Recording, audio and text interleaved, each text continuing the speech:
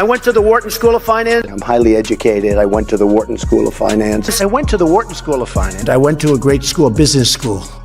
The Wharton School of Finance, a great school. I went to the Wharton School of Finance. I was a very fine student. Going to that school is like going to the Wharton School of Finance. I've also heard I was first in my class at the Wharton School of Finance. And sometimes when you hear it, you don't say anything. You just let it go. They didn't go to the Wharton School of Finance. She went to the Wharton School of Finance, and she was always a great student.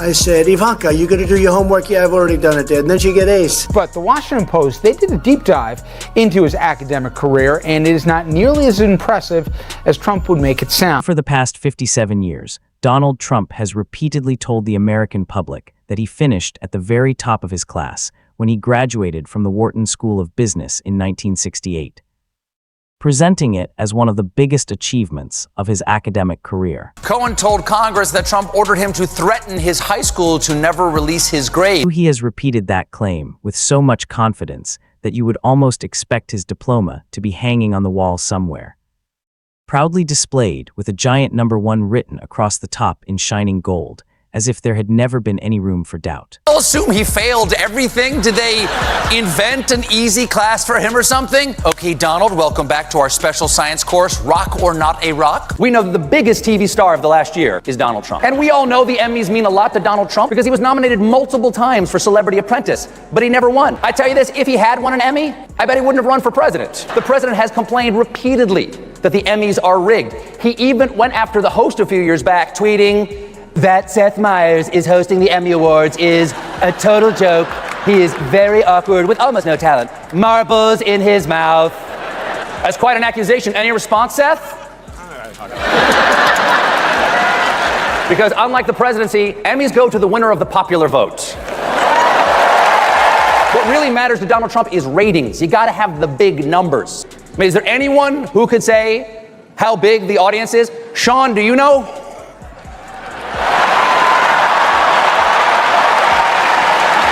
This will be the largest audience to witness an Emmys, period, both in person and around the world. Yo, first I want to thank, the great algorithm that put us all here. I want to thank my parents who are in the audience. This is nuts, my brother. I want to thank Trump for making black people #1 on the most oppressed list. He's the reason I'm probably up here. We have a great final season that we're about to start filming with a lot of surprises that our fabulous writers have cooked up. We did have a whole storyline about an impeachment, but we abandoned that because we were worried that someone else might get to it first. I suppose I should say, at long last, Mr. President, here is your Emmy. I want to thank my wife. My wife and I had 3 children in 3 years, and we didn't have a child last year during the SNL season. I wonder if there's a correlation there. Well, you meant it there. You put that orange wig on, it's birth control, trust me. But the only people who truly know where Donald Trump actually ranked are the ones who were there in May of 1968. One of them is the roommate who shared a dorm with Trump during his junior and senior years, attended the same classes, graduated on the very same day, and still kept the official Wharton School class of 1968 rankings that were given to every graduate. The demand came just days after Donald Trump challenged President Barack Obama to show his records. This happens over and over again. Everything Trump accuses other people of, he's guilty of himself. Oh my God! Apparently Trump's friends, who were alumni of the school and rich guys, they wanted the school superintendent to give them Trump's records. Now the superintendent said no. He moved them elsewhere on campus. Now declines to say where he hid Trump's records. According to those official class rankings, Donald Trump's name is listed on page 9, showing that he graduated in 147th place out of a class of 362 students. Who knows what treasures it might contain? His SATs, maybe even his 10th grade essay, Who I Did on My Summer Vacation. His former roommate held onto that document for 57 years because of something Trump told him the night before graduation.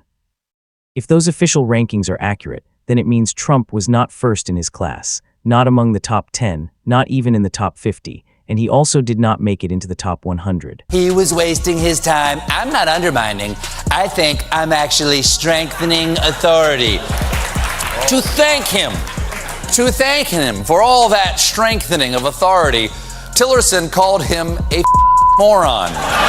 According to his former roommate's account, Trump looked over the class rankings, found his own name on page 9 beside the number 147, then turned and said, "Nobody will ever check this." You know that, right? I can say whatever I want about where I finished, and no one will ever bother to look it up. This morning, Donald Trump had an answer for that too. I think it's fake news, but if he did that, I guess we'll have to compare IQ tests, and I can tell you who is going to win. We have the results of their IQ test right here. Tillerson scored a 120. It's above average, not genius, but still pretty good. And we have Donald Trump's results right here. It's a drawing of a big truck that says MAGA. And there's Trump right there. There's a saying that when someone is willing to lie about something almost nobody can verify, it can become much easier for them to bend the truth about everything else. For people who grew up in a time when a person's word carried real weight, when trusted news anchors like Walter Cronkite could end a broadcast with confidence because viewers believed the facts had been carefully checked, this idea meant something. According to Trump's former roommate, that was the lesson he took away back in 1968. The official rankings clearly showed who placed above Trump and who finished below him. His name appeared between a student named Troutman, who ranked 146th, and another named Tucker, who ranked 148th. Most of the graduates understood exactly where they stood. They knew they had earned degrees from a respected business school, even if they had not been at the very top of the class. Trump, however, went on to tell people that he had graduated first. Before we continue, if you have not subscribed yet, take 2 seconds to hit that button. And if you are already subscribed, thank you, because your support is what keeps this channel going.